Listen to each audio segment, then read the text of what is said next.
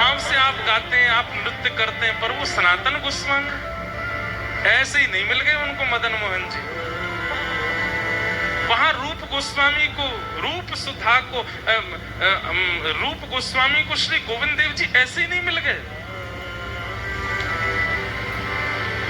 कैसी कृपा हुई है उनके ऊपर, वो सुनना आवश्यक है। तब नाभाजी, वृंदावन की हवा तो चल गई थी चित्त में नाभाजी के, इसीलिए तो रसिक त्रयी आए, क्योंकि रसिक त्रयी से पहले रूप सनातन गोस्वामी का भाव सुनाया। और श्री नाभाजी कहते हैं, संसार स्वाद सुख बात जो, तू रूप सनातन त्याग दियो। गौड़ देश बंगाल होते सब ही अधिकारी, है गए भवन भंडार विभो भुज उनहारी। यह सुख अनित्य विचारी वास वृंदावन कीन्हो। यथा लाभ संतोष कुंज करवा मन दीनो। ब्रज भूमि रहस्य राधा कृष्ण, भक्त तोष उद्धार कियो। संसार स्वाद सुख बात जो, तू रूप सनातन त्याग दियो। और इसके पीछे एक अंतरंग बात और है, और इसके पीछे एक अंतरंग बात और है। हम दो पतवारों से नाव चला रहे हैं गिरिराज जी की कथा में। एक तो स्वामी श्री हरदास जी की कृपा की पतवार है, और दूसरी चैतन्य महाप्रभु की पतवार है। एक तरफ तो हमारे चित्र विचित्र बाबा हैं, ये स्वामी जी के अनुयायी, इनके मुखारबिंद को देखते हैं तो श्री हरदास निकलता है। लेकिन जिनकी रोटी हम खा रहे हैं, ऐसे हमारी पूनम दीदी जी के मुख देखते हैं तो फिर यहाँ पे हरे कृष्ण महामंत्र निकलता है। तो ये दो पतवारों में एक श्री वैष्णव बैठा है। यहाँ भी रसिक त्रयी है, स्वामी श्री हरदास जी, चैतन्य महाप्रभु और स्वामी श्री रामानुजाचार्य जी महाराज, ये भी रसिक त्रयी है। तो कल महाप्रभु जी का ऐसा स्तवन हुआ कथा में कि महाराज कल हमको अपने हाथ से रोटी खाने नहीं दी, अपने हाथ से गवा के गई है। कल भी गाना नेक महाप्रभु जी का, कल भी नेक चरित्र सुना देना। अब मुंह में महाराज अपने आप ही प्रसाद पवा में, और बलैया ले लेके जामे मेरी, ये वाला बंगला पद सुना देना, ये वाला भाव और सुना देना। महाप्रभु जी के भावावेश की एक नेक चर्चा कर देना, महाप्रभु जी के वृंदावन आवे की नेक कुछ बात बता देना। मैंने की, मुझे कह रहे हैं रसिक त्रयी सुनाओ, आप कह रही हो महाप्रभु जी सुनाओ। अब हमने की भैया आप थोड़े हम बचवे की, मैंने की अपने संप्रदाय वारिंदे सुन ली हूं, वही सुनावेंगे चैतन्य महाप्रभु का भाव। वो नहीं आप सुनाओ एक बार तो मैं थोड़ी असमंजस में तो पड़ा रात में, लेकिन भक्तमाल जी खुलते ही रूप सनातन जी खुल गए। तो मानो कहे कि भाई रसिक त्रयी में नाभाजी ने बाद में प्रवेश किया, पहले रूप सनातन के पास गए। पहले रूप सनातन से वृंदावन प्रकट तो कराओ, तो वृंदावन प्रकट है जाएगा तब रसिक त्रयी के साथ वृंदावन जाएंगे। तो ऐसे हमारे श्री रूप सनातन गोस्वामी महाराज, संसार स्वाद सुख बात ज्यों, दो रूप सनातन त्याग दियो। संसार तो बहुतों ने त्यागा, लेकिन यहां पर श्री नाभाजी कहते बात ज्यों। बात मतलब एक बार को आपके सामने खीर बनाई जाए, सब लोग इधर देखना, बहुत ध्यान से सुनो कथा। एक प्रकार से भैया ये कथा है ना, इसको हम अपनी तरफ से बता रहे हैं। वृंदावन रस चंचरीक बनना हो तो इस कथा को बहुत ध्यान से सुनना। हम खुद तो बाहर ही रहते हैं, पर आप में से कई बस जाएंगे या कथा सुन के वृंदावन। ये 7 दिन की पूरी कथा बहुत ध्यान से सुनना, एक एक शब्द सुनना। हमारी वाणी नहीं है, सब महापुरुषों की वाणी है, ये बस आप सुन लीजिए। हमें खुद पे भरोसा नहीं है कि कल फिर कभी कहीं ये दोबारा बातें आवे, अभी आ रही हैं, सुन लीजिए बहुत ध्यानपूर्वक। संसार स्वाद सुख बात ज्यों, यहां पर श्री नाभाजी ने बात शब्द का प्रयोग किया।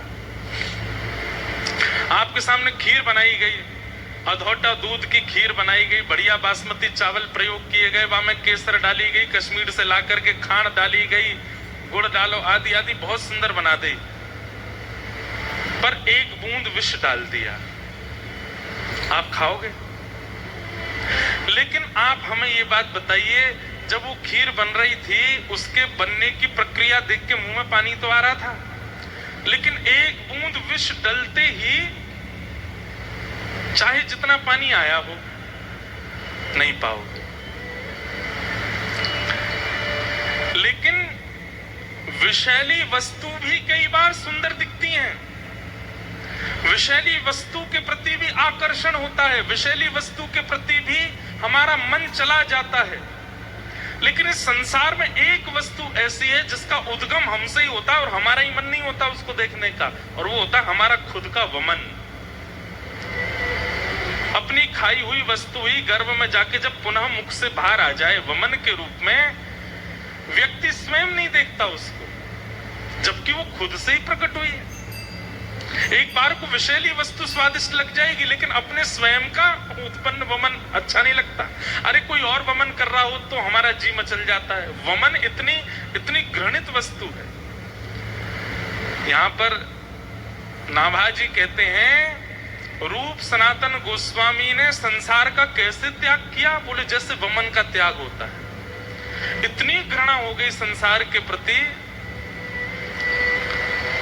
आप कहोगे महाराज जी शायद हो सकता है उनका जीवन इतना उच्च नहीं रहा होगा इसलिए उनका त्याग होगा। अब जीवन सुन लो उनका कैसा था।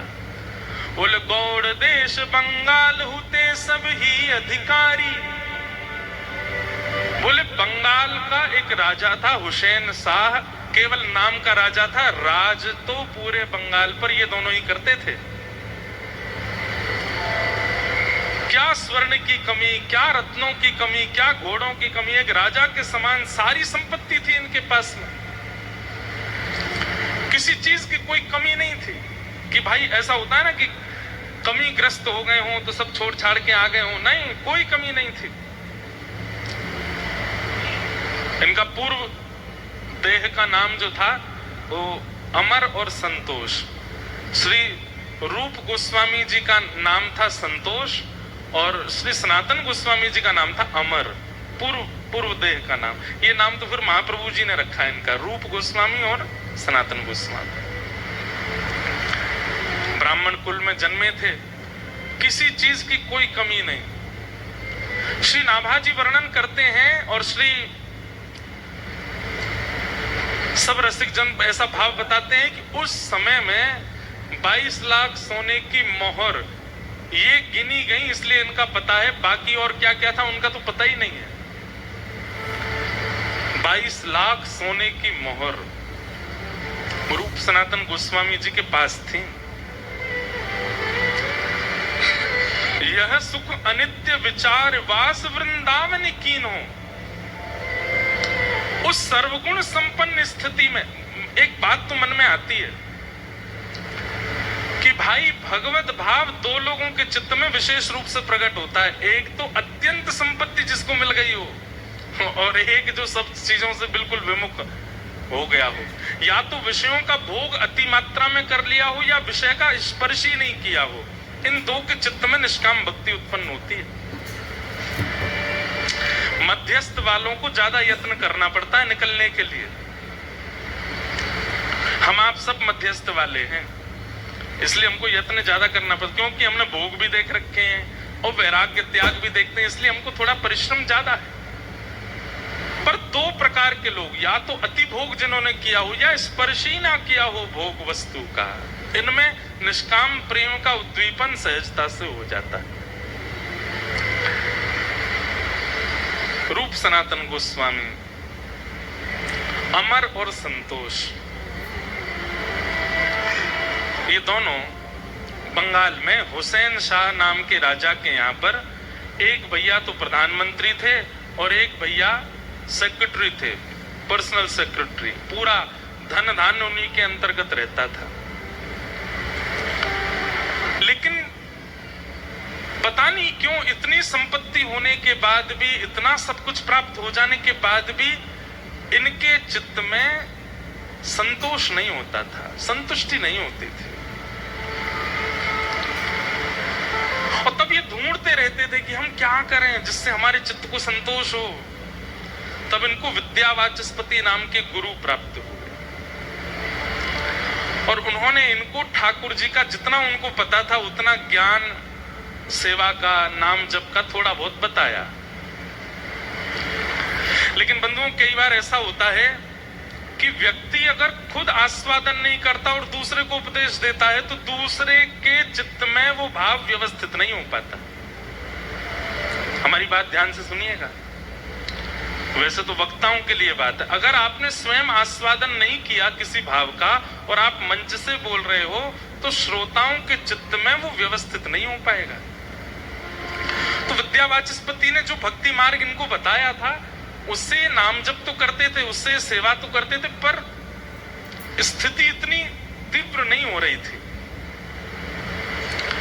कहते हैं 12 घंटा तो राज भवन में रहते थे और शाम को वापस आकर के दोनों भैया स्नान ध्यान करके, तिलक आदि लगा करके, नेत्र बंद करके फिर ठाकुर जी का ध्यान करते, फिर भजन करते थे।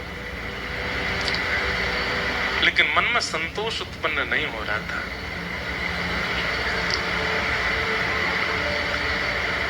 तभी आपने किन्हीं के द्वारा महाप्रभु श्री चैतन्य जी का नाम सुना। और चैतन्य महाप्रभु का नाम कैसे सुना? बोले भैया, जगन्नाथपुरी में एक सार्वभौम भट्टाचार्य हैं जिन्होंने पूरी पृथ्वी के ज्ञानियों को भी अपना शिष्य बना लिया। उनका नाम ही था सार्वभौम भट्टाचार्य। मतलब पूरी पृथ्वी में कोई ज्ञानी आ जाए, अगर सार्वभौम जी के सामने आ गया, अपनी दृष्टि से, अपनी वाणी से, अपने चलन चाल से उसको अपना चेला बना लेते थे। इतना उनका बल था। बोलना पढ़ाना तो बहुत आगे की बात है, दृष्टि मात्र से उनका नतमस्तक हो जाते थे सामने आकर के लोग। उन सार्वभौम भट्टाचार्य जी को चैतन्य महाप्रभु ने अपना अनुयायी बना लिया और इस बात का बड़ा प्रकाश हो गया। उड़ीसा में, बंगाल में, जहां जहां जाएं तो लोग बाग यही चर्चा करें। बोले भैया, एक जगन्नाथपुरी में एक बाबा रहते हैं, वो कौन, क्या नाम उनको? चैतन्य महाप्रभु, कृष्ण चैतन्य महाप्रभु। बोले क्या किया उन्होंने? बोले अरे सार्वभौम भट्टाचार्य जी को अपना शिष्य बना लिया। इसको कई लोग प्रभाव के रूप में देखते हैं, पर यह प्रभाव नहीं था। रसिक जन अपना प्रभाव प्रकाश करते भी नहीं है। ऐसे तो हमारे स्वामी जी के पास अकबर हर 10 दिना में भगया तो वृंदावन में।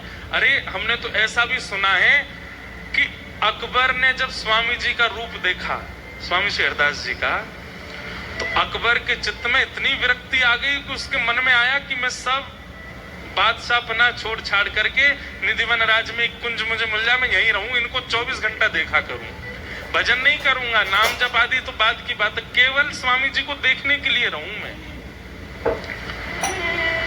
स्वामी जी ने विचार करी कि भैया जे अगर सब छोड़ छाड़ के यहाँ आ गए हो तो पूरे विश्व में प्रभाव फैल जाएगा कि भैया वृंदावन में एक रसिक श्रोमणी स्वामी श्री हरदास जी हैं जिन्होंने बादशाह अकबर को अपना चेला बना लिया।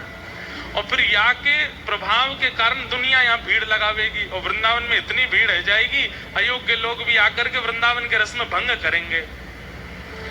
तो स्वामी जी ने अकबर से कही, तू हमारो चेलो बनना चाहे तो हमारी एक बात मान, बोल का तू दिल्ली चलो जा और वहीं से वृंदावन की सेवा करते रहे। यहाँ के बंदर इनके काजे, यहाँ के ब्रजवासी इनके काजे, यहाँ के वृक्ष वल्लरी कुंजन के काजे, वहीं से सेवा करते रहे, यही हमारी आज्ञा है, यहाँ मत रुके तू।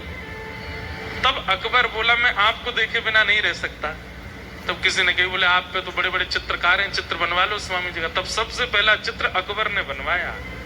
तो स्वामी जी का चित्र आज भी हम सब लोग देखते हैं, उसी ने ही निर्माण कराया और ले गया और जहां बैठ करके वो अपना नित्य क्रम करता था वहां स्वामी जी का चित्र लगा रहता, नित्य दिखता था। तो आचार्यों के तो रूप में इतना प्रभाव है कि उनको कुछ करने की आवश्यकता नहीं है, उससे खिंचे चले जाते हैं लोग। लेकिन दुनिया इसको प्रभाव समझती है, वो प्रभाव नहीं। चैतन्य महाप्रभु के रूप पर सार्वभौम भट्टाचार्य आसक्त हो गए। ये बात जब यहां अमर और संतोष ने सुनी बंगाल में, उनके मन में भाव आया कि भैया ये नाम ही इतनी शीतलता दे रहा है चित्त में, इनका दर्शन कितना शीतल होगा। अब श्री कृष्ण चैतन्य महाप्रभु नाम बोलते ही मन में भाव उत्पन्न हो जाते हैं, मन में मानो जैसे प्रेम नृत्य करने लगता है। हिलोर नाम मात्र,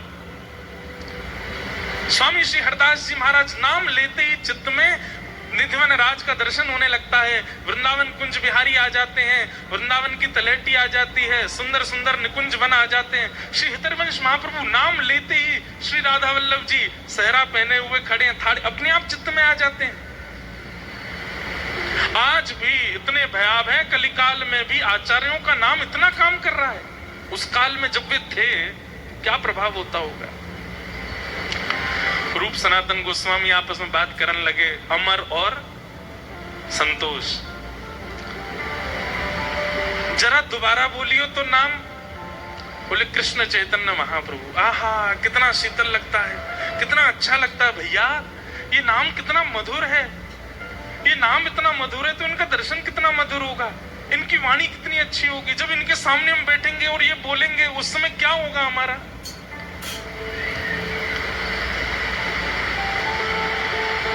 मन में विचार करने लगे क्या करें। तब महाप्रभु जी को इन्होंने पत्र लिखा और पत्र में लिख करके महाप्रभु जी से कहा कि हे महाप्रभु जी, हमारी स्थिति अब रहने की नहीं है, अपनी पूरी स्थिति बताइए, हम कौन हैं, किस पदवी पर हैं, कितना धन है, कितनी संपत्ति है। बोले हमारे जो वस्त्र हैं उनमें भी सोने की कढ़ाई होती है। सब लोग इधर देखो, ध्यान से सुनो। हमारे पास इतने घोड़े हैं, भोजन पानी बनाने के लिए इतने सेवक हैं, हमारे पास कोई कमी नहीं है, लेकिन मन में संतुष्टि नहीं है। जब नाम सुनते हैं, कहीं सत्संग हो रहा है, ये बात सुनते हैं तो नेत्र भर आते हैं, लेकिन क्या बताएं, इतने श्रेष्ठ बन गए हैं कि अब सब त्यागना हमारे लिए मुश्किल हो रहा है।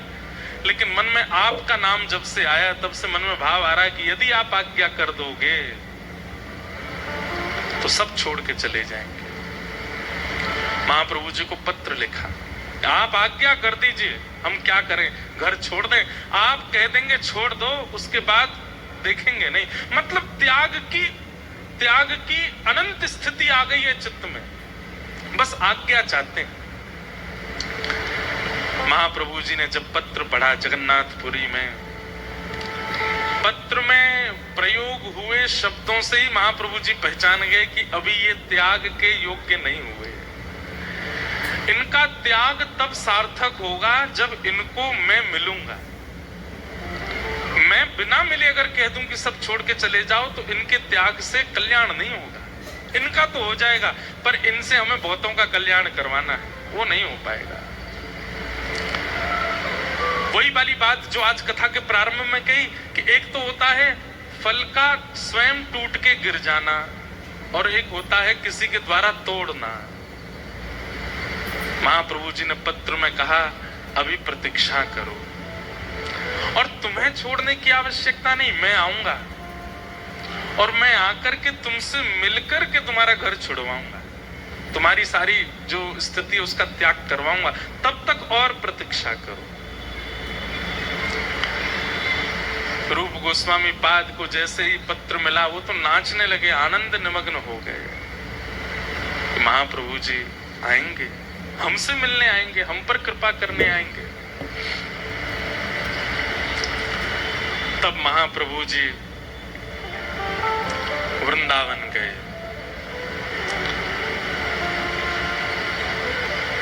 रामकेली ग्राम बंगाल में है, वहां रहते थे रूप सनातन गोस्वामी, लेकिन वृंदावन गए महाप्रभु जी।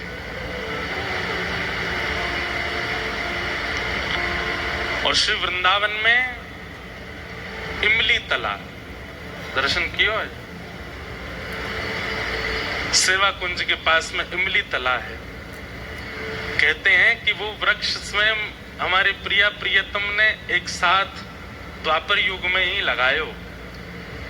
उसके लिए कई लोगों ने बड़ी कथाएं ऐसी बनाई है कि राधा रानी ने उसको शाप दे दिया, क्योंकि किशोरी जी श्रृंगार करके जा रही थी सेवा कुंज में और नीचे एक इमली को वो आ गए वो फल, तो किशोरी जी को पाम रिपट गया, उनको श्रृंगार बिगड़ गया, तो क्रोध में आके उन्होंने शाप दे दिया। ऐसी कथा लोग बताते हैं, पर हमारा पुराना घर वही है, इमली तला के पास ही है, हम बचपन से वहीं रहे।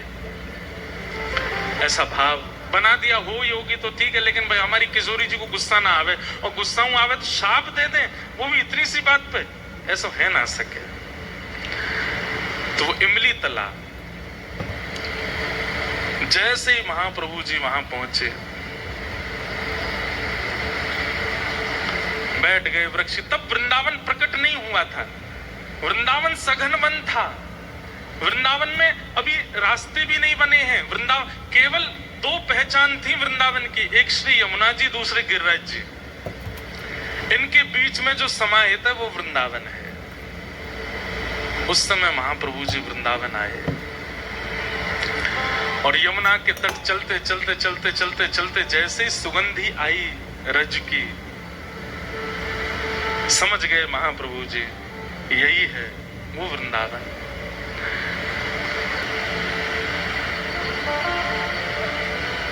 हमारी पूनम दीदी ने एक पद दिया बंगला का, बहुत सुंदर बात।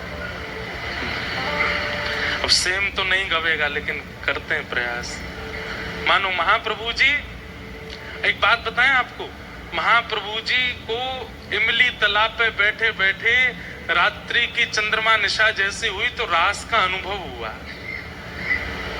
यहाँ से श्याम सुंदर चले आ रहे हैं, यहाँ से किशोरी जी आ रही हैं, सब सखियां श्रृंगार कर करके आ रही हैं, यमुना के तट पर पुलिन पर अद्भुत रास हो रहा है।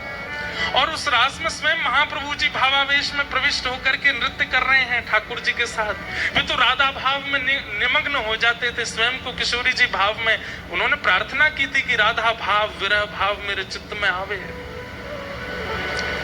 रास का अनुभव हुआ और रास करते करते करते महाप्रभु जी को क्रोध आया थोड़ा सा। कैसे? महाप्रभु जी बोले, जय जय, आपने द्वापर में जो रास विहार किया उसमें एक पक्षपात किया। क्या? आपकी वेणु की ध्वनि केवल गोपियों को सुनाई दी, कंस को क्यों नहीं सुनाई आपने? अगर ये वेणु की ध्वनि कंस ने सुनी होती तो उसका क्या दोष था, वो भी रास में आ जाता। ये वेणु की ध्वनि अगर आपने दंतवक्र शिशुपाल को सुनाई होती तो वो भी आ जाते।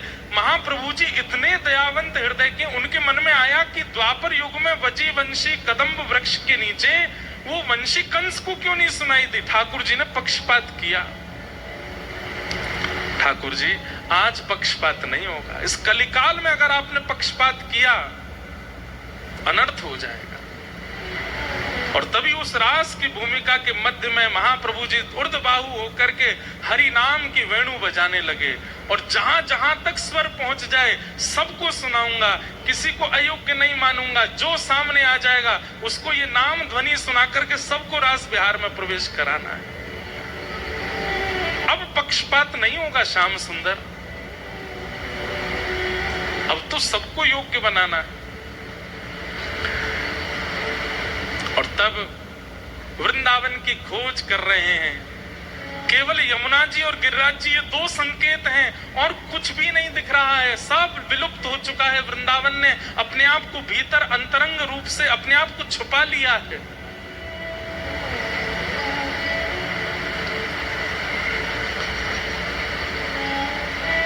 देखो देखो,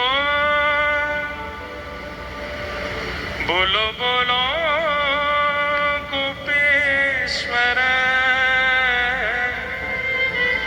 कोथाय अमर प्राणेश्वर। बोलो बोलो गोपेश्वर, कोथाय अमर प्राणेश्वर। मानो गोपेश्वर महादेव को देख करके कहते हैं, अरे बोलो गोपेश्वर, मेरे प्राणनाथ गोपीनाथ कहाँ हैं? ये वृंदावन ही तो है, यमुना जी बह रही हैं, यहीं आसपास ही गोपीनाथ होने चाहिए। बताओ ना वो कहाँ है? बोलो बोलो गोवर्धन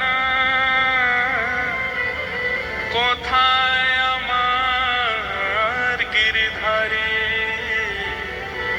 बोलो बोलो गोवर्धन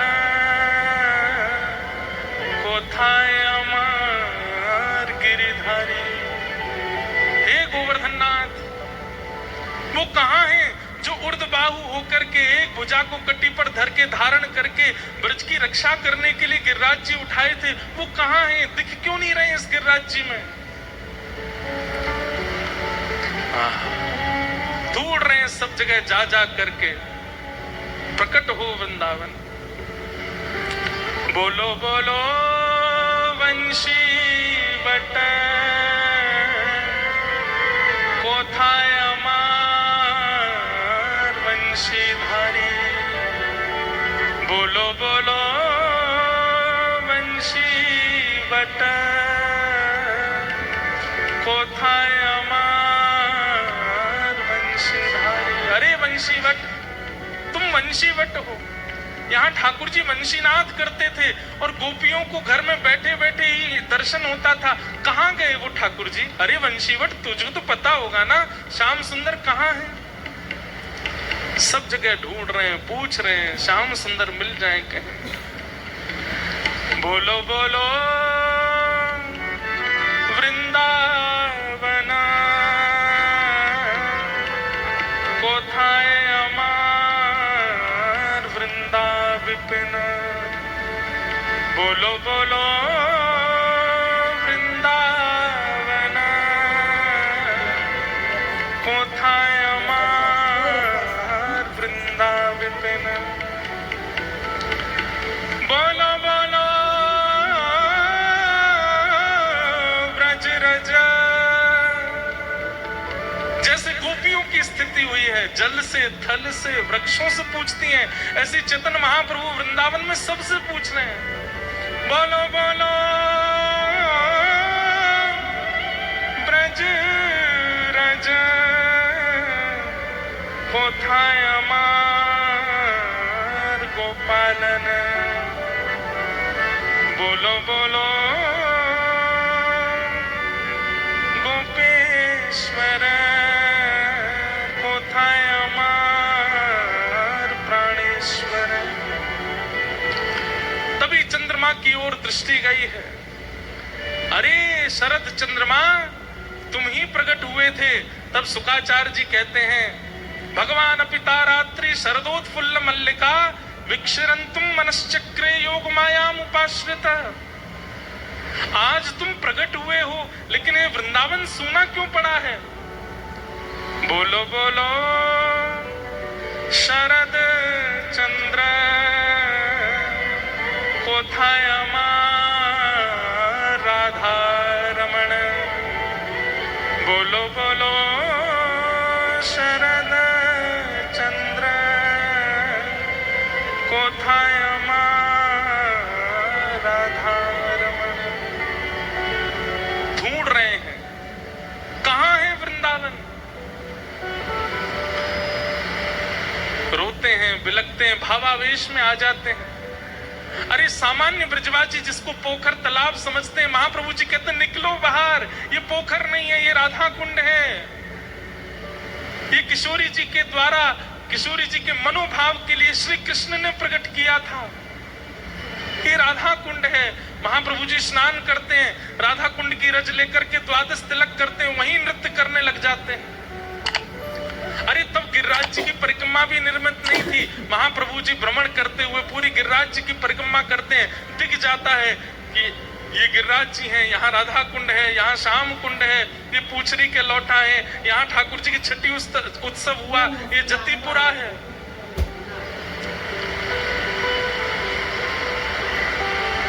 महाप्रभु जी के हृदय में विरह वेदना हो गई। लेकिन माता सच्ची की आज्ञा है कि जगन्नाथपुरी में निवास करना है। लेकिन महाप्रभु जी के चित्त की आज्ञा है, महाप्रभु जी के चित्त का भाव है कि वृंदावन का प्राकट्य करना है। और उस प्राकट्य के लिए कुछ करना पड़ेगा। ही महाप्रभु जी को याद आया कि कुछ पत्र आए थे मेरे पास और उन पत्रों में 2 भाइयों के पत्र हैं। कौन है दोनों?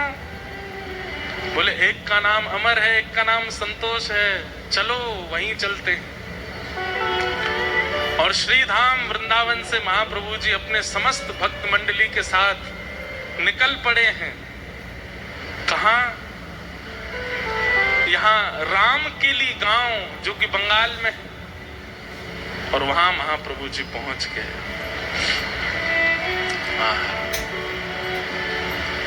जैसे ही महाप्रभु जी पहुंचे, उत्ताल नृत्य कर रहे हैं, सब महामंत्र के साथ नृत्य कर रहे हैं, गा रहे हैं हरे कृष्ण कृष्ण कृष्ण हरे हरे, हरे राम राम राम हरे हरे।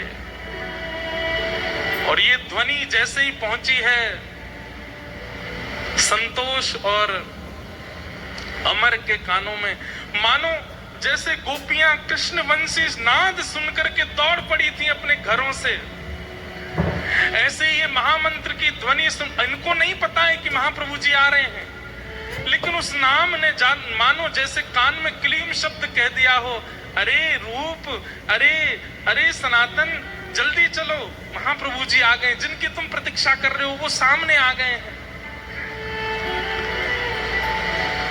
तुरंत दौड़ पड़े, अपने राजकीय कार्यों को छोड़ दिया, घोड़े पर नहीं बैठे, पादुका भी नहीं पहनी, दौड़ पड़े, भुजा उठा करके दौड़ रहे हैं। तभी देखते हैं, आहा, असंख्य सब गोस्वामी जन नृत्य कर रहे हैं और मध्यस्थ भुजा उठा करके श्री चैतन्य महाप्रभु नृत्य कर रहे हैं।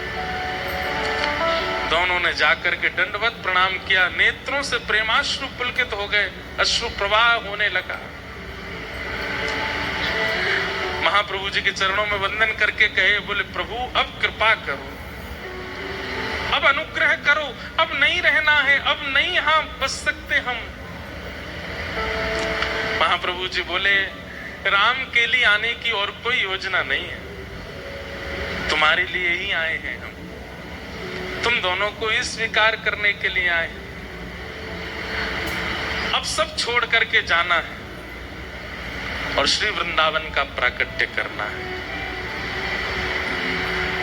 महाप्रभु जी के सन्मुख दोनों विराजमान हो गए, रुदन करने लगे, बोले हम तो इस योग्य नहीं है, हमारे अंदर तो इतनी योग्यताएं नहीं है, हम तो इस लायक नहीं है, कैसे करेंगे। महाप्रभु जी बोले, वृंदावन के प्राकट्य के लिए ज्ञान का होना आवश्यक नहीं, त्याग का होना आवश्यक नहीं, वैराग्य का होना आवश्यक नहीं, प्रेम का होना आवश्यक है। और तुम्हारे चित्त में वो प्रेम है, ये त्याग की जो बार बार इच्छा तुम्हारे चित्त में प्रकट हो रही है, वो प्रेम करवा रहा है, वो तुम्हारे चित्त का प्रेम करवा रहा है, क्योंकि ये संसार उस प्रेम को समझ नहीं रहा है, उसका ये अधिकारी नहीं, इसलिए तुम्हारा यहां से मन उखड़ रहा है। अब हमारी आज्ञा है, अब तुम दोनों कुछ दिन साधन करो और सब व्यवस्थाओं से निवृत्त होकर के श्रीधाम वृंदावन जाओ, और वृंदावन जाकर के वृंदावन के विलुप्त स्थानों का प्रकट करो, वृंदावन के लीला स्थलों का प्रकट करो, वृंदावन की रस चर्चाओं का प्रादुर्भाव करो। और इन सब का यदि भली भांति प्रादुर्भाव किया तो रूप सनातन गोस्वामी पूछने लगे कि हमारे कार्य जो हम कर रहे हैं वो सही कर रहे हैं, इसका प्रमाण कैसे मिलेगा। महाप्रभु जी के नेत्र सजल हो गए, दोनों को हृदय से लगा करके बोले, यदि तुमने कार्य किया और वृंदावन के स्थानों, अब वृंदावन में तो कुछ भी नहीं पता कि कौन सी स्थान कहाँ है, तो महाप्रभु जी बोले, अगर तुमने सही सही स्थानों का चयन करके प्रकट कर दिया तो तुम्हारे द्वारा प्रकट किए गए स्थान उचित हैं, यही वृंदावन है, इसका प्रमाण देने के लिए ठाकुर जी प्रकट होकर के तुमसे सेवा कराएंगे। वृंदावन में भूमिगत ठाकुर जी अगर प्रकट हो गए और प्रकट होकर के तुमसे कहें कि मेरी सेवा करो, तो समझ जाना कि तुमने जो जो स्थान प्रकट किए वो उचित थे। महाप्रभु जी ने कहा, अभी कुछ दिन और तुम्हारे साधन रह गए हैं, उनको पूर्ण करो, हम फिर मिलेंगे और फिर शिक्षा प्रदान करेंगे, उसके बाद वृंदावन जाना। सोचिए, विचार कीजिए, ये रूप सनातन गोस्वामी हैं। महाप्रभु जी स्वयं पहुंच गए उनके पास में, उनको वृंदावन भेजने के लिए। वृंदावन चित्त में विरह प्रकट करता है, मन होता है कि चलें वृंदावन, चलें वृंदावन, चलें वृंदावन। लेकिन मैं हमेशा कहता हूं कि 3 संकेत हैं। वृंदावन स्वप्न में आवे, ध्यान में आवे कि चलें वृंदावन, उसके बाद प्रतीक्षा करो कोई प्रसाद वृंदावन का आ जाए, उसके बाद फिर तीसरा प्रतीक्षण करो कि कोई ब्रजवासी आकर के कह दे। और जैसे ही कोई ब्रजवासी आकर के या ब्रजभाव से चित्त जिसका रमा हुआ है, ऐसा आचार्य चरण आकर के अगर आज्ञा कर दे कि जाओ वृंदावन, फिर नहीं रुकना है, फिर तो वृंदावन जाना है। रूप सनातन गोस्वामी को महाप्रभु जी के दर्शन लाभ हुए, सत्संग मिला। ये एक क्षण का दर्शन महाप्रभु जी ने इसलिए दिया ताकि इनके चित्त में और विरह बढ़े और भावना बढ़े वृंदावन की। और कुछ दिन के लिए उनको उन्हीं के ही रस में रहने के लिए आज्ञा की, अभी रहो कुछ दिन और, फिर से आज्ञा करूंगा, तब जाना वृंदावन, तब तक योजना बनाओ। और महाप्रभु जी ने कृपा की, और कृपा करके महाप्रभु जी रामकेली से प्रस्थान कर गए। रूप सनातन गोस्वामी अब तो दिन रात रोते हैं, इतना विरह उनका मन में होता है। बस अब तो एक ही चीज स्मृति में रहती है, जहां विराजत राधा राम, जहां विराजत राधा राम, नटवर नंद किशोर,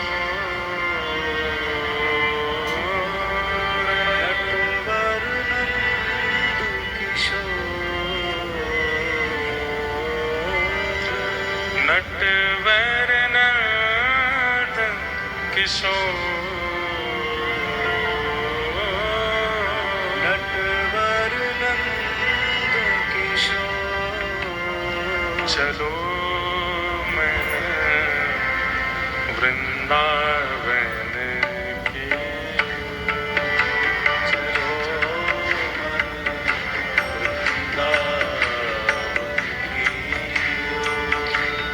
चलो मैं वृंदावन की, चलो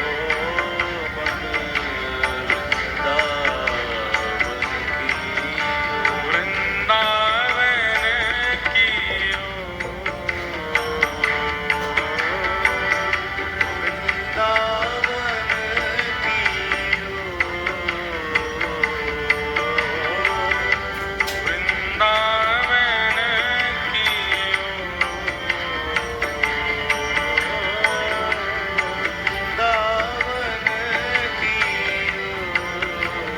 चलो मन वृंदावन की ओर, चलो मन वृंदावन की ओर,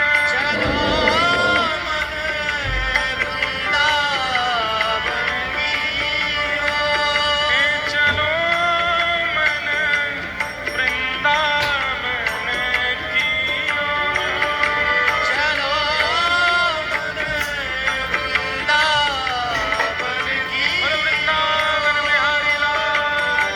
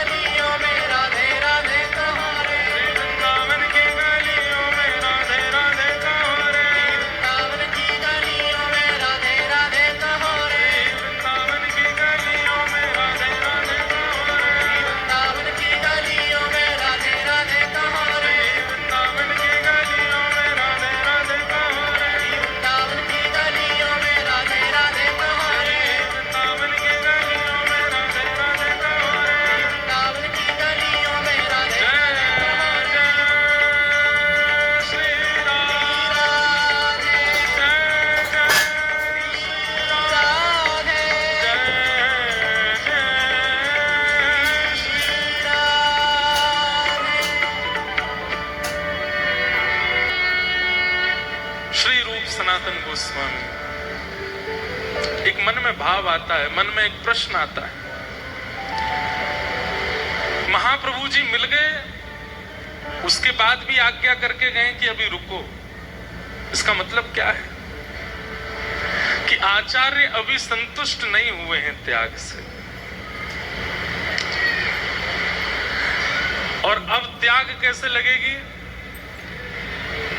सब लोग बहुत ध्यान से सुनिए।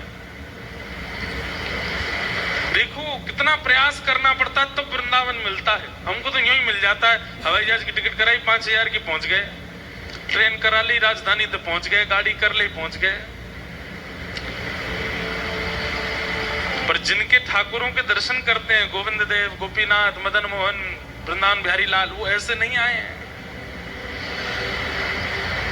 महाप्रभु जी ने विचार किया कि इन्होंने जब पत्र लिखा था तो पत्र में पहले अपना परिचय दिया, तो उसमें बताया हम इतने धनवान हैं, हम ऐसे राजा के यहाँ राजकोष में हैं, आदि आदि सब बोले कि ये पदेशना इसका निवृत्त होना आवश्यक है। और महाप्रभु जी को पता था कि ये होगा। अब महाप्रभु जी के दर्शन तो हो गए। अब महाप्रभु जी जैसे ही गए दर्शन दे करके, अब रूप सनातन गोस्वामी को वो जहां देखते हैं उनको महाप्रभु जी की याद आती है। उनकी मुस्कान कैसी, उनके शब्द कैसे थे, उनके नेत्र कैसे थे, उनकी अवस्था कैसी थी, चाल कैसी थी, नृत्य कैसा था, कीर्तन कैसा था।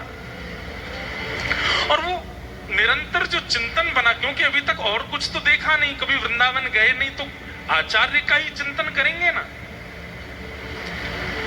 इतना चिंतन हो गया कि अब विवेक बुद्धि जागृत होने लगी, और अपने राजपद जिस पर वो कार्यरत थे उससे उनको थोड़ी थोड़ी घृणा जैसी होने लगी। घृणा तो पहले भी थी, लेकिन अब जो यहाँ पर शब्द संसार स्वाद सुख बांत जो बमन के भांति, इतना त्याग करवाना था महाप्रभु जी को, उसके लिए छोड़ के गए वापस। यही भागवत जी में सुनने में आता है कि ध्रुव जी महाराज को ठाकुर जी ने दर्शन देकर के कहा अभी 36,000 वर्ष और रहो पृथ्वी पे। ध्रुव जी रोने लगे, बोले आपके दर्शन से तो मुक्ति मिल जाती है और आप मुझे कह रहे हो 36,000 वर्ष और रहो, क्यों? तो ठाकुर जी क्या कहते पता है, तुम्हारे चित्त में अपने पिता की गोद में बैठने की इच्छा थी ना, इसीलिए तो तुम बनाए थे। ध्रुव जी बोले वो इच्छा तो मर गई, कट गई, जल गई, नाश हो गई। ठाकुर जी कहते हैं प्रकट तो हुई थी ना भैया। एक बार विषैला पौधा प्रकट हो जाता है ना, तो जब तक जड़ से नहीं उखाड़ा जाए वो प्रकट होता ही रहता है। इसलिए 36,000 वर्ष, 100-200 वर्ष नहीं, 36,000 वर्ष के लिए ठाकुर जी कह गए अभी रहो पृथ्वी पे।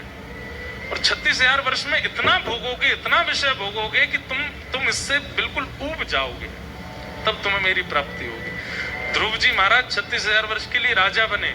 अरे भाई कोई लिमिट होती है? यहाँ 100 साल काटने भारी पड़ रहे हैं, हमें 36,000 वर्ष के लिए राजा। संसार की विषय वस्तु वमन के भांति जब ध्रुव जी को लगने लगी तब भगवत प्राप्ति हुई। इसलिए भैया किंचित भी भाव मन में प्रकट करके ठाकुर जी के पास मत चले जाइए। कहीं मन में भाव आगो जय जय वृंदावन की कचौड़ी बहुत जोर की, ठाकुर जी अगर दिमाग सनक गया ना, इतनी कचौड़ी खवा देंगे, इतनी खवाई देंगे, इतनी खवाई देंगे, ले बेटा 36,000 कचौड़ी खा तू जीवन भर, सबरी नस ब्लॉक है जाएंगी तेरी, तभी मैं मिलूंगा तो है।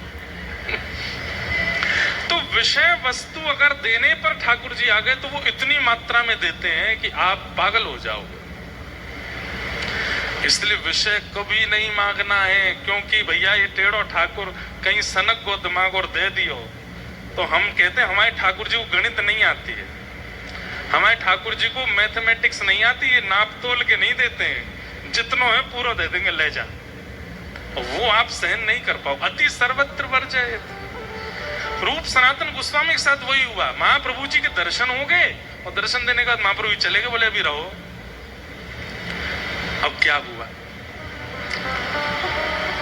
एक दिन राजा ने इनसे कहा, बोले कि आप लोग पूरे हमारा जो संपत्ति है सब आप लोग संभालते हो, इसका कल हमको हिसाब दो। तो रूप सनातन गोस्वामी रात्रि में भजन करते थे, लेकिन आज राजा ने कही भैया कल हिसाब देना है, तो भजन नहीं हुआ। हिसाब में लगे रहे।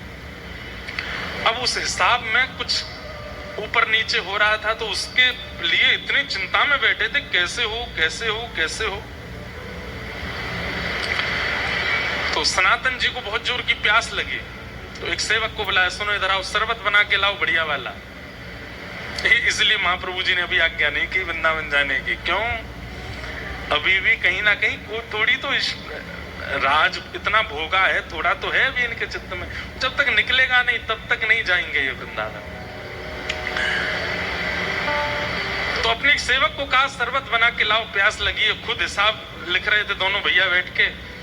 तो सेवक गया और अंधेरे में उसको पता नहीं चला, पानी में उसने पूरे की जगह मैदा मिला दिया और मिला करके घोल करके इनको दे। अब ये इतने ज्यादा निमग्न होकर के ध्यान कर रहे थे, पीते जा रहे हैं और लिखते जा रहे हैं।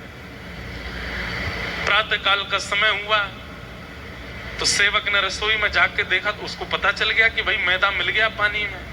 दौड़ा दौड़ा गया, बोले इनके पेट में दर्द होगा, कहीं बीमार नहीं हो जाए, चरणों में मुझे क्षमा कर दो, कल रात्रि अपराध हो गया। रूप सनातन को क्या हो गया, आपको नहीं पता चला? बोले नहीं, हमें तो कुछ नहीं पता चला।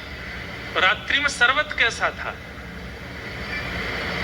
हाँ बढ़िया था, हम तो भाई हिसाब में इतने तल्लीन बैठे थे कि हमने ध्यान ही नहीं दिया, हम तो पी गए, बस प्यास लगी थी। महाराज आपसे मेरी प्रार्थना, आज कुछ खाइएगा नहीं। बोले क्यों? बोले शरबत में चीनी की जगह मैं मैदा मिला के ले आया था और वो आप पी गए हो। तो ये बात सुनकर के रूप सनातन गोस्वामी एक दूसरे को देखने लगे। पूछे तुमको पता चला? बोले नहीं। और तुमको पता चला? बोले नहीं। सेवक से कहा तुम जाओ, और किवाड़ बंद करके इतना रोए इतना रोए इतना रोए दोनों। बोले कि ऐसी तत्परता भजन में क्यों नहीं बनी जैसी तत्परता इस विषय में बन गई।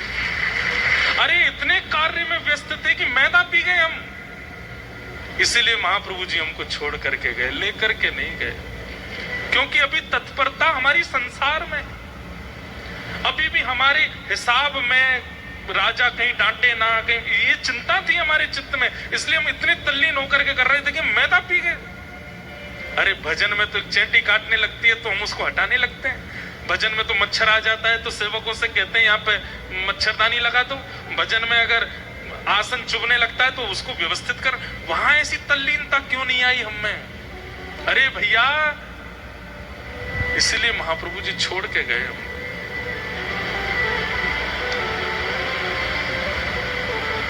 अब तो यही चिंता बनी हुई है दोनों की कि ऐसी तत्परता भजन में क्यों नहीं बनी हमारी। एक दिन राजा ने अर्धरात्रि में, अमर संतोष नाम थे पूर्व के, इनको बुलाया। बोले अमर को बुला के लाओ, हमको एक हिसाब के बारे में बात करनी है। अर्धरात्रि का समय, भजन में बैठे थे अमर। इतने में इस सेवकों ने आगे कहा राजा आपको अभी बुला रहे। तुरंत इन्होंने माला वहीं की वहीं विराजमान कर दी। अपने भैया संतोष से कहा तुम तो अपना नाम जप करो, मिल के आऊं, राजा बुला रहा है। अर्धरात्रि में पालकी में बैठ करके निकल गए। पालकी में घूमते थे।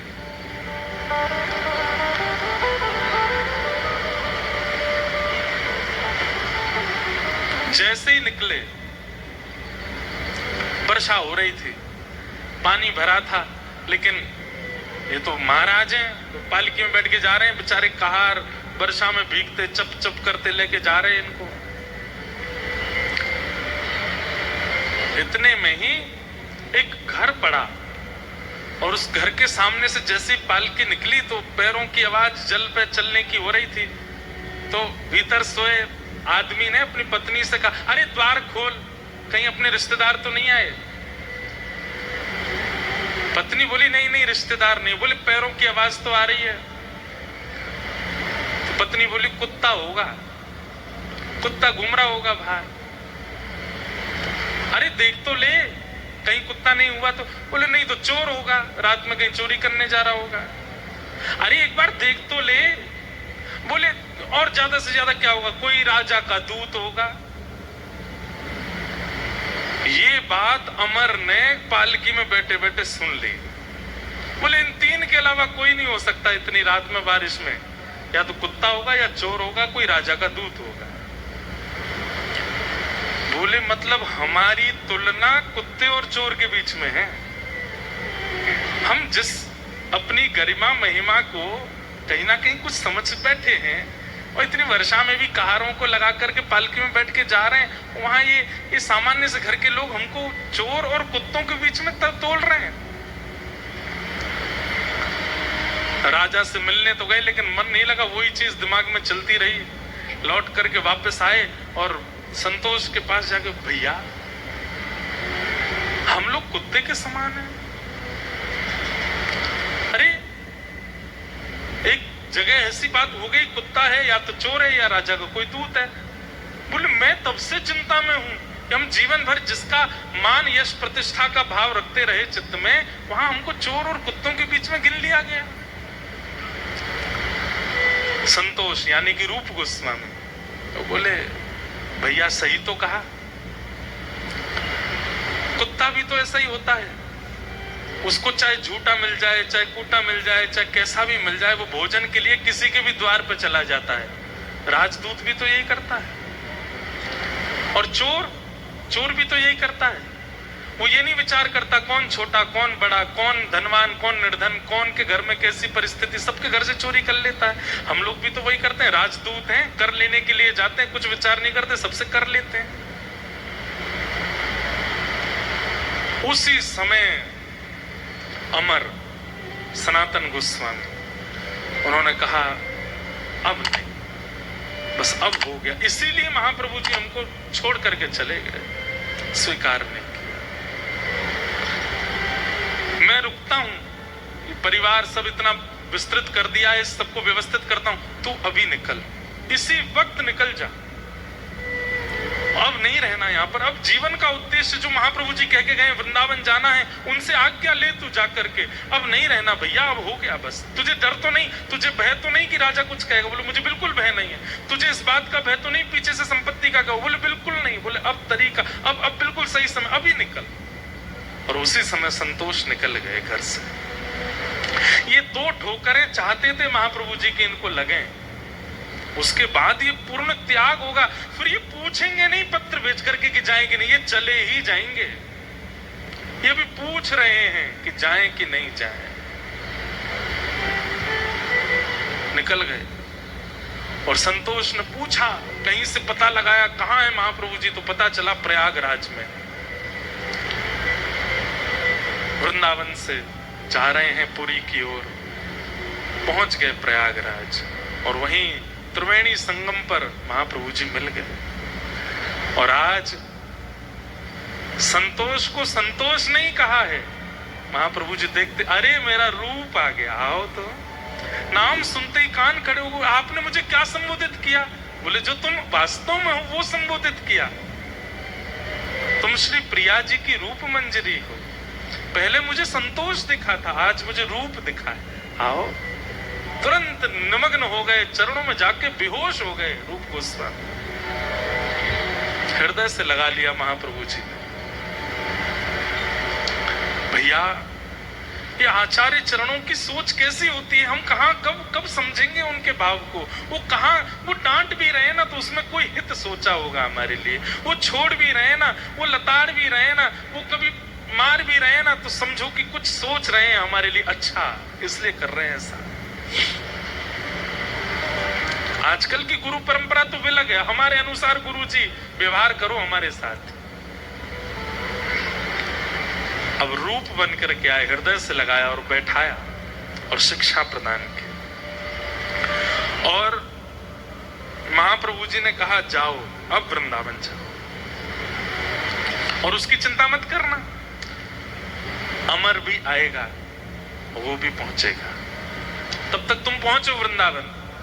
और वृंदावन जाकर के अब वृंदावन के तीर्थों को खोजो, वृंदावन में रसिक जनों के भाव प्रकट करो, और तुम्हारे द्वारा तीर्थ और जो स्थान ढूंढे जाएंगे, मैंने पहले भी कहा, अगर वो उचित होंगे तो उसके प्रमाण रूप में तुमको ठाकुर जी मिलेंगे जी। और रूप गोस्वामी वृंदावन की ओर निकल पड़े। यहाँ पर सनातन गोस्वामी जो कि अमर हैं, जिनका नाम, वो सब व्यवस्थाएं करने में लगे हैं। बोले क्यों? इतनी सारी मुद्राएं सोने की आदि सब पड़ी हैं यहाँ पर, इनको कहीं व्यवस्थित कर जाओ।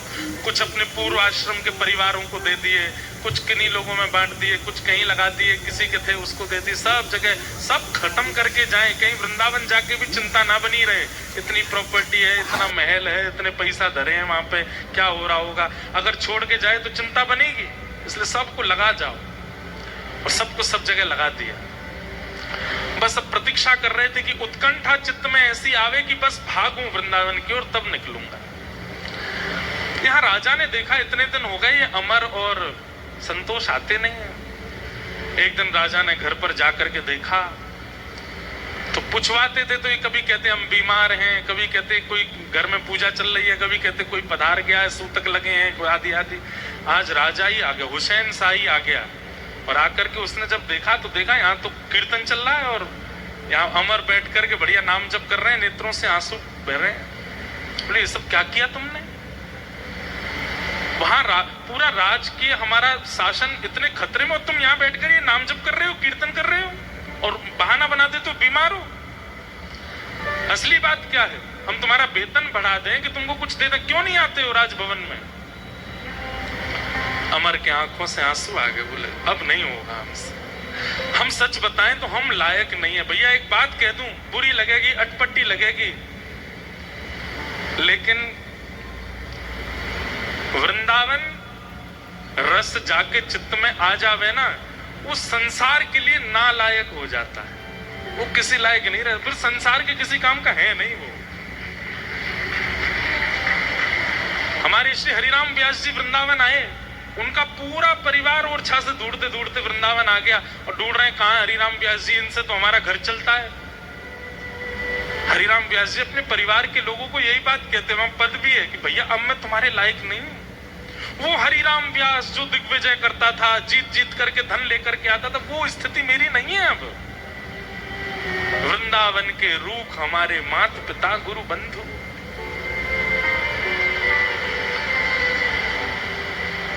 आप वृंदावन के भी हो और संसार के लायक भी बने हुए हो। एक जगह के रहिए, या तो लायक पूरे वृंदावन के ही रहिए या लायक पूरे संसार के ही रहिए। अब इसमें कई विडंबना आती है, तो उसमें दूसरा भाव यह है कि मन से तो लायक वृंदावन के रहो, लेकिन समाज को दिखावे के लिए नाटक कर दिया करो कि उनके लायक भी हो। लेकिन भैया जब पूर्ण मनोबल लगाना हो, अपनी पूरी ऊर्जा लगानी हो किसी कार्य में, तो वो तो वृंदावन के प्रति लगाओ, संसार के प्रति। वहां तो एक आडंबर जैसा कर दिया करो। लेकिन आज अमर राजा के आगे हाथ जोड़ते हुए कहते, मैं आपके अब लायक नहीं हूं। आप मुझसे हिसाब मांगोगे, मैं नहीं दे पाऊंगा। आप मुझे राज को समझाओगे, मुझे नहीं समझ में आएगा। आप मुझे धन दोगे, मेरे से गिनती नहीं आती। अब मैं सबसे पीछे हट चुका हूं। किसी ने कान भर दिए हुसैन शाह के, बोले कि ये किसी और राजा के यहाँ नौकरी ले रहे हैं, उसने शायद इनको ज्यादा वेतन देने के लिए कह दिया होगा। आपके विपक्षी राजाओं के यहाँ जाके, आपका तो सब जानते हैं, उससे आक्रमण करवा करके खुद राजा बन जाएंगे। क्योंकि हुसैन शाह जो था ये खुद भी ऐसे ही राजा बना था। ये पहले किसी और राजा का सेवक था, उसकी सब जानकारी लेकर के दूसरे राजा के यहाँ जाके नौकरी करने लगा। उस राजा से आक्रमण करवा करके ये इस नगर का राजा बना। तो हुसैन शाह को लगा जैसा मैं बनाऊं वैसे ये बन जाएगा, इसको पकड़ के कारागृह में डाल दो। और सनातन गोस्वामी को कारागृह में डाल दिया, अमर को कारागृह में रहने लगे। लेकिन उनको बस एक ही चिंता थी कि बस अब वृंदावन जाना है, मौका मिलते ही वृंदावन भागना, अब नहीं रहना यहाँ पर। सोचो, विचार करो, एक एक क्षण कैसा लगता रहा होगा उनको। एक दिन जो सिपाही था वो इनका मित्र था, क्योंकि ये वहीं के प्रधानमंत्री थे। सिपाही ने कहा कि आपने मेरी बड़ी मदद करी थी हमेशा, आप कहो, मैं आपको देख नहीं पा रहा हूं, ऐसे राजा के साथ मिल जाइए ना। सनातन बोले नहीं, अब नहीं मिलना, लेकिन मैंने तेरी इतनी मदद की हमेशा, तेरे को राजा से छुपा छुपा के मैंने खूब पैसा दिया, आज तू मेरी मदद नहीं करेगा? बोले क्या करना है? बोले तू ताला खोल दे। अच्छा राजा को पता चल जाएगी, मार देगा। बोले मैं दिखूंगा तो मारेगा ना, तो बोल देना कि गंगा स्नान करने गए, उसी में डूब गए, और मेरी मृत्यु ही मानना, क्योंकि मैं इतना दूर चला जाऊंगा कभी दिखूंगा नहीं। मैं तेरे हाथ जोड़ू, पैर जोड़ू, तू ताला खोल दे। और उस व्यक्ति ने खोल दिया ताला। आधी रात में ही सनातन गोस्वामी भाग गए वहां से, और इनको पता चला कि महाप्रभु जी कहाँ हैं। तभी पता चला प्रयागराज से महाप्रभु जी काशी आए हैं। काशी पे प्रकाशानंद जी पर कृपा करने के लिए आए, जो हम कल सुन रहे थे, जिनको प्रबोधानंद बना के भेजा। तुरंत काशी पहुंच गए। वहां जाकर के जैसे ही महाप्रभु जी को प्रणाम किया, महाप्रभु जी, अरे मेरा सनातन आया है, आ जाओ। उनको रूप कह करके संबोधित किया, इनको सनातन कह करके संबोधित किया।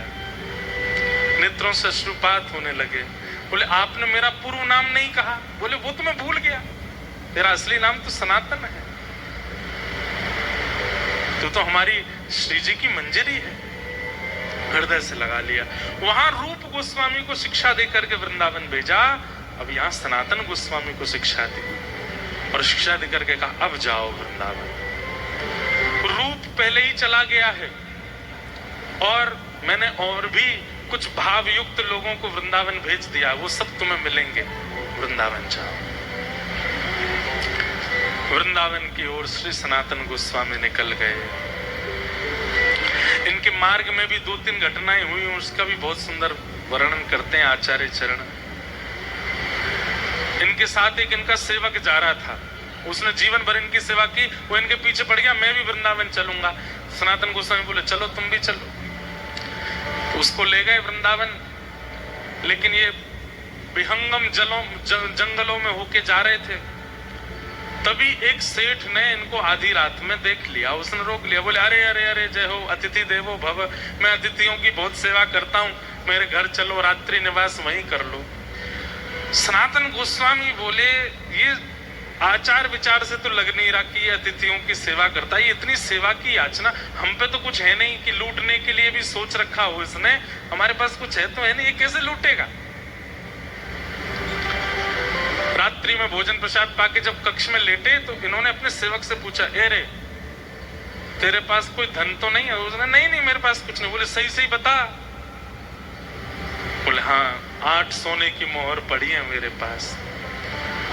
बोले कि ये इसीलिए हमारी इतनी खातिरदारी हो रही है, ये अभी विष युक्त दूध लेके आएगा पिलाने के लिए, हम दोनों यहाँ पे पधार जाएंगे, ये धन चुरा लेगा।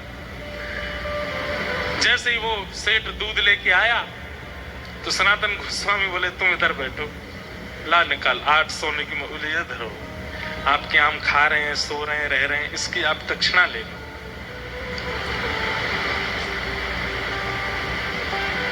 उस सेठ ने कहा, बोले आप पहले ही हमको प्रदान कर रहे हो, लेकिन हमारी बात तो सुनो। बोले क्या। बोले मैं एक ऐसा सेठ हूं, दिन भर तो व्यापार करता हूं, पर रात्रि में मेरे गुप्तचर राह चलते लोगों को देखते हैं, और वो इतने निपुण हैं कि देखते ही पहचान जाते हैं कितनी सोने की मोहर है। बोले हमने दे तो दी। बोले लेकिन ये बात असत्य है, आपके पास 10 सोने की मोहर है, ये 8 ही क्यों दे रहे हो। रूप गोस्वामी सनातन गोस्वामी चेला को देखा, बोले चौरे। बोले हाँ सही कह रहे हैं, तो 10 ही। बोले 2 भी निकाल दे दे। दे दी। वो बोला ठीक है भैया, अब आप लोग मुक्त हो, जा सकते हो, दूध मत पीना, इसमें जहर मिला है। सनातन गोस्वामी बोले वो तो हमको पहले ही पता था, तुम जिस तरीके से खातिरदारी कर रहे थे। लेकिन फिर सनातन गोस्वामी ने अपने शिष्य से कहा, बोले सुन मेरी एक बात मानेगा। बोले क्या। तू लौट जा, तू यहीं से लौट जा, क्योंकि अभी वृंदावन प्राप्ति के लिए तू योग्य नहीं हो। यहां मैं और मेरा भाई 22 लाख सोने की मोहरों को त्यागे है, तुझसे 8 सोने की मोहर नहीं त्यागी गई, वो भी 10 थी, तू मुझे 8 बता रहा है। ये मन में जो तेरी थोड़ी सी आसक्ति है ना संसार के प्रति, इसके साथ तू वृंदावन नहीं जाएगा, इसको छोड़। और सुन तू वापस जा, फिर कभी अनुभव हो वृंदावन का तो आ जाना। और फिर उसके बाद सनातन गोस्वामी अकेले गए वृंदावन। वृंदावन में जैसे ही प्रवेश हुए, महाआवेश हो गया, नेत्रों से अश्रु गिरने लगे। शरीर कंपायमान हो गया। वृंदावन में प्रविष्ट होते ही मानो जैसे अब पैदल चल करके नहीं गए हैं, दंडवत लगाते हुए यमुना जी की ओर जा रहे हैं, दंडवती करते हुए यमुना जी की ओर जा रहे हैं। और वृंदावन में चिंतन कर रहे हैं, ये कुंज हैं, ये लताएं हैं, यहाँ श्यामा श्याम ने लीला की होगी, यहाँ श्यामा श्याम ने ये भाव रखा होगा। तभी रूप गोस्वामी, उनको पता चला कि भैया भी आ गए, दौड़ करके गए, हृदय से लगा लिया, बोले मैं रूप। अब देखो एक ही भैया हैं, लेकिन आज मिल रहे हैं, अपना परिचय दे रहे हैं एक दूसरे को, मैं रूप हूं। अरे रूप तुम कितने सुंदर हो, मैं सनातन हूं। आहा, दोनों ने हृदय से एक दूसरे को लगाया, बोले तुम रूप हो, मैं सनातन हूं, तुम रूप हो, मैं सनातन हूं। एक दूसरे को हृदय से लगाया और दोनों वृंदावन में जैसे महाप्रभु जी ने पद्धति बताई, कहते हैं नृसिंह पुराण को पास में रखा। नृसिंह पुराण में भूदेवी नृसिंह भगवान से पूरी पृथ्वी की बारे में पूछती है, ये खंड कैसा, ये खंड कैसा, ये खंड, और पूछते पूछते भूदेवी पूछती है बराह पुराण में बराह भगवान से कि वृंदावन ब्रज के बारे में बताओ। तब वहां बराह भगवान ने भूदेवी को जो वृंदावन के बारे में बताया, उनको पढ़ते हैं और पढ़ करके निकल जाते हैं दोनों भैया ढूंढने के लिए। बराह भगवान बता रहे थे इधर ये कुंड होगा, इतनी दूरी पर होगा। जैसे वहां खुदाई करना शुरू करते हैं तो अवशेष मिलने लगते हैं, कहीं ठाकुर जी के चरण चिन्ह मिल जाते हैं, कहीं पर कुछ मिलता है, कहीं पर किशोरी जी के गले के आभूषण मिलते हैं, कहीं पर कुछ। और जैसी थोड़ी देर खुदाई तभी वहां सरोवर प्रकट हो जाता है, दोनों भैया नृत्य करने लग जाते हैं। आहा, एक सरोवर प्रकट हो गया। फिर रात्रि में जब सोते हैं तो स्वप्न में ठाकुर जी आते हैं, उसी सरोवर पर क्रीड़ा करते हुए दोनों भैयाओं को दिखाते हैं। सुबह उठ करके दोनों बात करते हैं, रात्रि में स्वप्न में क्या देखा, बोले जिस सरोवर की हमने खोज करी वहां पर प्रिया प्रियतम दोनों रास विहार कर रहे। दूसरा कहता आगे आगे तू नहीं बोल, आगे मैं बोलूंगा। किशोरी जी के वस्त्र ऐसे थे, श्याम सुंदर के मुकुट ऐसे। बोले हाँ हाँ भैया ऐसे ही। मतलब एक ही स्वप्न दोनों को आता है और प्रमाणित हो जाता है कि तुमने जिस सरोवर को खोजा वहां लीला हुई है। कभी कभी 3-3, 4-4 दिन व्यतीत हो जाते थे, कोई लीला स्थली नहीं मिलती थी।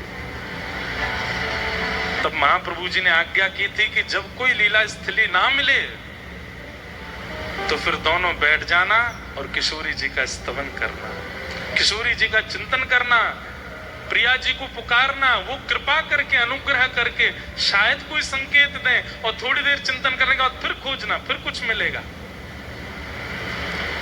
दोनों भाई बैठ जाते और किशोरी जी का स्तवन करते। एक भाव मुझे बहुत प्रिय लगता है, मन में भाव आया मानो रूप सनातन ऐसे ही गाते होंगे। राधे राधे करुणामयी कृष्ण प्यारी, मेरी सुध लीजो श्री वृषभानु दुलारी,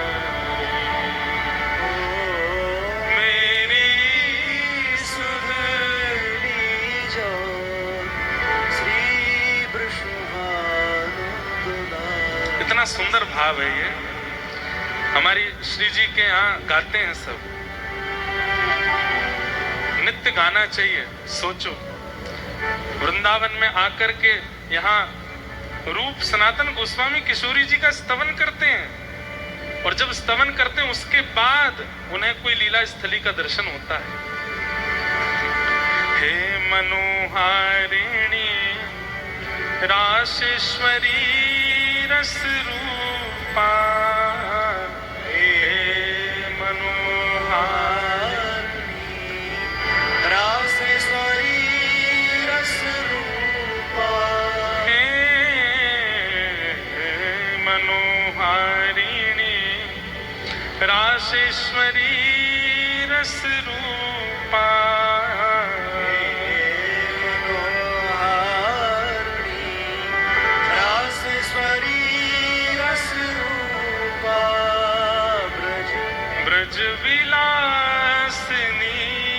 ब्रज वासिनी ब्रज की भूपा, ओ ब्रज विलासिनी ब्रज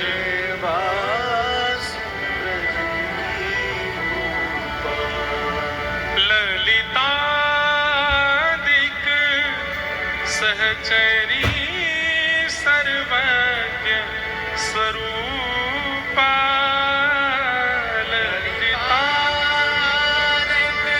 सहचरी सर्वज्ञ स्वरूपा, हे ललितादिक सहचरी सर्वज्ञ स्वरूपा, ललितादिक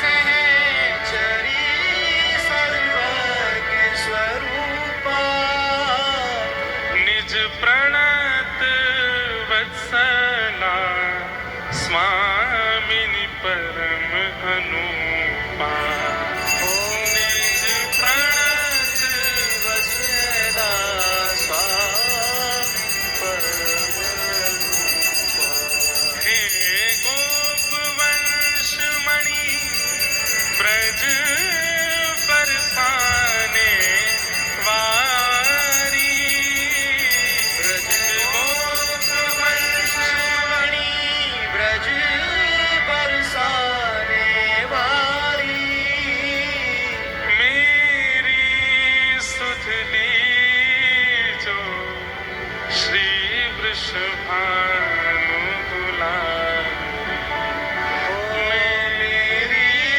सुधली जो श्री वृषभानुलारी,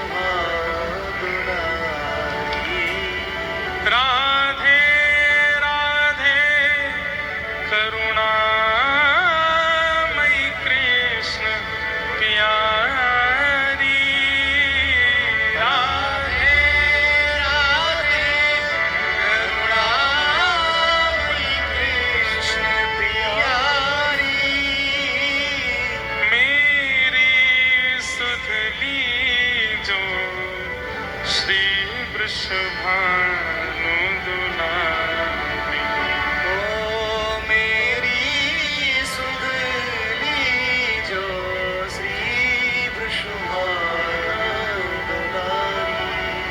एक बात मन में आती है, जब आचार्यों ने इतना श्रम किया ब्रज प्राप्ति के लिए, हम लोग इतनी सहजता से ब्रज में रहते हैं, हमें श्रम नहीं करना पड़ता, इसलिए जबरदस्ती श्रम किया करो, परिक्रमा जाए करो। कभी कभी बिहारी जी में पीछे से ही धक्का खाके दर्शन कर ले करो, कभी कभी ऐसे ही दंडवती लगाए लगाए के परिक्रमा कर ले करो।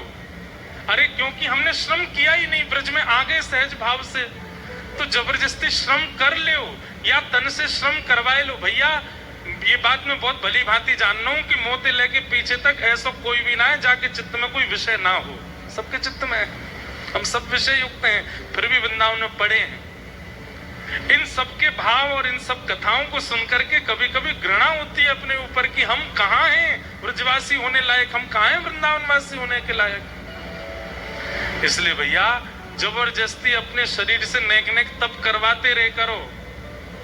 कि कथा में इतनी देर बैठनो, थोड़ी गर्मी सहनो, थोड़ा अव्यवस्था सहनो, या कुछ तप समझ के सह ले, इतना ही कर ले हम, या से ज्यादा तो हमसे हो को नहीं। और जैसे ही किशोरी जी का स्तवन करते रूप सनातन गोस्वामी, और स्तवन करते करते जैसे थोड़ी देर उठते और उठ करके जैसे ही आगे बढ़ते, थोड़ी देर में ही एक लीला स्थली मिल जाती और दोनों फिर नृत्य करने लगते। दोनों किशोरी जी को याद करते, ठाकुर जी को याद करते और महाप्रभु जी का चिंतन करके नाचते। अब मन में विचार कियो कि भैया इतने सारी लीला स्थली ढूंढ लें, इतने साले सरोवर, 333 लीला स्थलियों को ढूंढा रूप सनातन गोस्वामी ने, व्रज वृंदावन में प्रकट किया 333 लीला स्थली। उसके बाद सनातन गोस्वामी का मन लग गया नंदगांव में और सनातन गोस्वामी वहीं रहने लगे। उनको मन में भाव आया कि यहीं नंद को लाला आवेगो कव देना, और आके मुंह पे कृपा कर जाएगो। रूप गोस्वामी से बोले भैया आसपास रहे में तो एक दूसरे की चिंता हो गए, कभी मेरे लग जाए तो तुम मेरी सेवा करते हो, तुम्हारे लग जाए, ये भी नहीं होना चाहिए। अरे वृंदावन में तो अपनी सेवा कोई तो करवानी ही नहीं चाहिए, खुद ही कर लेंगे हम तो। अब लाला तू तो रहे वृंदावन में, मैं रहूंगा नंदगांव में। सनातन गोस्वामी वृंदावन नंदगांव में बैठ गए। तभी एक दिन भजन करते करते करते करते 4 दिन व्यतीत हो गए, ना कुछ खाया ना कुछ पिया। इतने में ही एक सांवरो सो बालक आयो, और बालक आकर के द्वार पे खटखटाने लगो, अरे बाबा या द्वारे खोल दे। सनातन गोस्वामी बोले बालक भी नंदगाम के ऐसे उद्यमी है, भजन ना करन दे। द्वार जैसे ही खोला, जैसे ही खोल करके देखा महाराज, एक बार के लिए मानो जैसे नेत्र पलक झपकना भूल गए हो। नेत्र देख करके लगा कि ये तो कोई अद्भुत है। ऐसे कमर पे हाथ धर के और यूं ठाड़े हैं, नेत्रन से बार बार पलक झपक झपक के देख रहे हैं, क्रोध में भर के। सनातन गोस्वामी बोले भैया क्या बात है? अरे बाबा मेरी मैया बता रही थी 4 दिन ते भूखो है तू, तेने कुछ खायो ना है? ले हमारी गैया ब्याई है, और वहां के ब्यावे के बाद को पहलो दूध है, तेरे घर के काजे ले आए, तू बना ले, पाले, प्रेम से खीर बना के पाले। जे चावल है जे दूध है बढ़िया, और सुन अकेरो मत पाई लियो, नेक नेक हमको दे दियो। मधुर बात सुनकर के सनातन गोस्वामी तो जैसे मानो मोहित से हो गए। बोले भैया ऐसी मीठी वाणी बोल लो, ऐसे आके कटाक्ष से नेत्र हैं, ये कौन है? अच्छा सुनो लाला तुम कौन हो? बोले नंदू ब्रजवासी रे हमारो एक नंदगाम में, वाकई हम 4 बालक हैं। बोले कहा नाम है भैया तुम्हारे? बोले एक को नाम केशव देव है, एक को नाम हरिदेव है, एक को नाम बलदेव है, एक को नाम गोविंद देव है। अच्छा तो सबरे देव हो? बोले और नहीं तो, या ब्रज में तो सब देवता हैं बाबा, सबन ने प्रणाम कर लेना चाहिए। और कह के ठाकुर जी वहां से भाग गए। वो ठाकुर जी थे। बाबा ने खीर बनाई, लेकिन वही बलदेव, केशव देव, हरदेव, गोविंद देव वही कानों में गूंज रही है आवाज। कैसे नैन मटका रहे थे, कैसे कमर पे हाथ धर के ठाड़े थे, कैसे बोल रहे थे। बाबा ने खीर बनाई, खीर बना करके पहले तो ठाकुर जी को भोग लगाई। ठाकुर जी को भोग लगा, बोले मैं बाद में पाऊंगा, पहले ही 4 बालक ने बांटे आऊं। और खीर को लेकर के पात्र हाथ में निकल पड़े नंदगाम में। ब्रजवासी ने तो बोले भैया नंदू ब्रजवासी को घर कौन सा है? बोले हमें तो यहाँ इतने साल है गए, कोई नंदू ब्रजवासी ना मिलो आज तक। अरे नहीं नहीं, वो नंदू ब्रजवासी जिनके 4 छोरा हैं, एक को नाम बलदेव, एक को नाम हरदेव, एक को नाम गोविंद देव, एक को नाम केशव देव। अरे बाबा जी तो कोई ना है नंदगाम में, ऐसा कोई ना है जहाँ 4 छोरा हो, है तो बहुत, लेकिन जे 4 नाम भरो हमें तो ना पतो।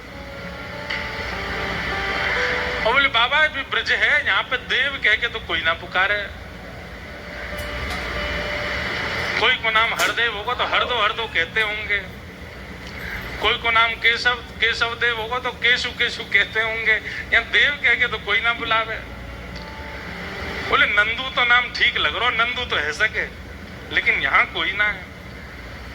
ढूंढते ढूंढते ढूंढते बोले अरे भैया दूध दे के गए हो, चावल दे के गए हो, सब दे के गए हो। इतने में एक ब्रजवासी, भावुक ब्रजवासी, बोले बाबा कौन है ढूंढ रहे हो? बोले कोई नंदू ब्रजवासी, वहां के 4 बालक के हरदेव, केशव देव और गोविंद देव और बलदेव। ब्रजवासी ने हृदय से लगा लिया। बोले बाबा अरे जे नंदू ब्रजवासी कोई नहीं, नंद बाबा ही नंदू ब्रजवासी हैं। और नंदू ब्रजवासी के दोनों छोरान के 2-2 नाम है। बोले बलदेव यानी कि दाऊ दादा, और बलदेव ही गोवर्धन में हरदेव बन के बैठे हैं, तो हरदेव और बलदेव ये एक हैं। और केशव देव और गोविंद देव ये कृष्ण हैं। आपके यहाँ जो लाला आए वो शामवरण को? बोले हाँ। अरे बाबा अब तो चकाचक है गई, साक्षात नंद को लाला ही आयो, वही दे के गए हो दूध। हाँ, सनातन गोस्वामी तो नृत्य करने लगे, जय हो ठाकुर जी की बलिहारी। यहाँ रूप गोस्वामी के साथ अलग लीला चल रही है वृंदावन में, क्योंकि अब ठाकुर जी को प्रमाणित करना है ना कि तुमने जो स्थान ढूंढे हैं वो उचित है। रूप गोस्वामी को रात्रि स्वप्न आया, और स्वप्न में क्या दिखा कि जहां आप भजन करते वहीं पास में गोमा टीला है। और उस गोमा टीला के अंदर ही मैं विराज रहे हूं। मुंह को वहां से निकालो, मैं तुमसे सेवा कराना चाहूं। ठाकुर जी बात कर रहे हैं। रूप गोस्वामी हड़बड़ा करके उठे, बोले ये स्वप्न में मैंने क्या देखा? गोमा टीला कहाँ है? गोमा टीला? ठाकुर जी कह रहे हैं मुझ सेवा करानी है, मुझे लेके जाओ। तुरंत आपने स्नान किया। स्नान करके जैसे ही बाहर आए, सुबह सुबह भोर है रही, हल्के हल्के सूर्य प्रकट भये। तभी कछु बालक वहां खेल रहे। अचानक उन बालकों में से एक श्याम वर्ण को बालक, और वो ठाड़ो है गया रूप गोस्वामी के सामने। बोले बाबा गोमा टीला तरफ जा रहे हो का? रूप गोस्वामी बोले इसको कैसे पता मैं गोमा टीला पे जा रहा हूं? बोले यहाँ यहाँ बालक, गोमा टीला में क्या है? बोले बाबा मेरे बाबा की खूब सारी गैया हैं, उनमें तो एक गैया जावे गोमा टीला के ऊपर खड़े है कि अपने थनन में तो सबरो दूध बहा दे।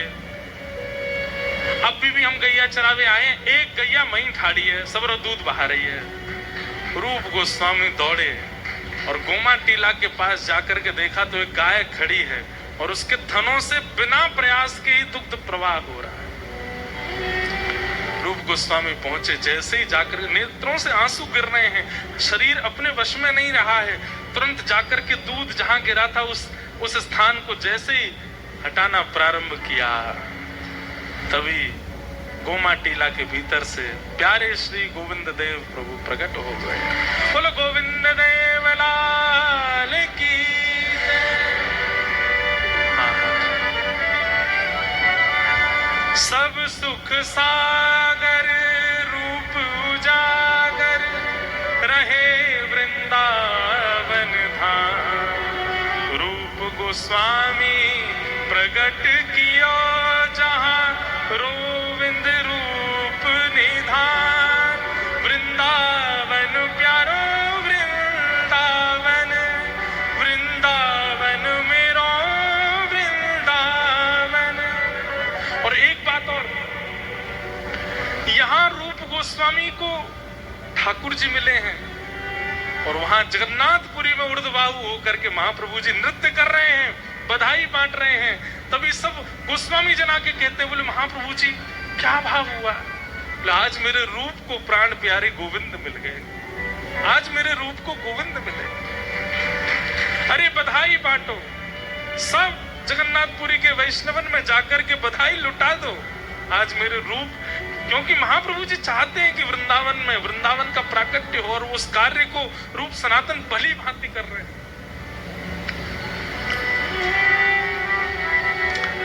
आनंद में भर गए, भावावेश में चले जाते हैं और महाप्रभु जी स्वयं चिंतन करने लगते हैं कि हे श्याम सुंदर,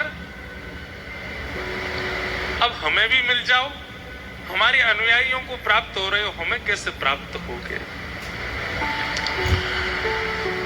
रूप गोस्वामी के यहाँ गोविंद देव आहा पूरे वर्णन आता है कि हरिराम व्यास जी आदि सब आए रूप गोस्वामी के पास और गोविंद देव जी का रूप देख करके सब तकते रह गए, निहारते रह गए, ऐसे सुंदर श्री गोविंद देव।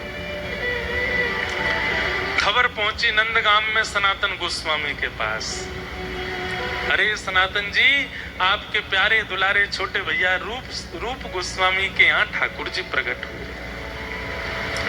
सनातन गोस्वामी सुनते ही पैदल दौड़े नंदगांव से वृंदावन और वृंदावन आकर के रूप गोस्वामी को हृदय से, वो कहाँ है ठाकुर जी? बोले वो विराज रहे। आहा गोविंद देव जी का रूप देख करके मानो भावावेश में 2-3 बार तो मूर्छा जैसी हो गई सनातन जी। चरणों में प्रणाम करके कही जय जय, अब हम पे भी कृपा करो, या के ऊपर तो आपने कृपा करी, कहीं मेरी सेवा में कोई चूक तो नहीं हो रही है, आप मुझ पर कृपा कब करोगे? बस 2-4 दिन तो वृंदावन रहे, गोविंद देव जी के खूब उत्सव किए।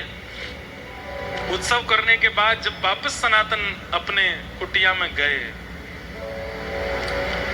तब ठाकुर जी ने स्वप्न दे करके आज्ञा दी, बोले सनातन तुम चिंता मत करो, मोहित तेरे पास भी आनो। बोले कैसे आओगे? बोले मथुरा चलो जा, वहीं विश्राम घाट पे कुटिया बना के रहने लग, वहां पे भिक्षा याटन करियो, एक ब्रजवासी परिवार है, बाकी घर मेरी सेवा होवे। जे मेरो स्वरूप सामान्य नहीं है, ये मेरे परपौत्र वज्रनाभ के द्वारा बनाया गया स्वरूप है, ये गोविंद देव को स्वरूप भी वही है और ये मदन मोहन को स्वरूप है। ब्रजवासी के घर में सेवा है रही है, वहां से तू मुंह को प्राप्त कर ले। आहा, सनातन गोस्वामी ने जैसे स्वप्न देखा, बोले रूप को भी स्वप्न दिया था, मुझे भी स्वप्न दिया है, इस पर कोई मिथ्या बात नहीं है, इस पर मुझे संशय नहीं। तुरंत मथुरा चले गए और मथुरा में भिक्षा याटन करते थे और एक ब्रजवासी के यहाँ गए और जैसे द्वार खोल के भिक्षा देवे मैया आई, पीछे मदन मोहन जी के स्वरूप को देख करके निहाल हो गए। इतना सुंदर स्वरूप।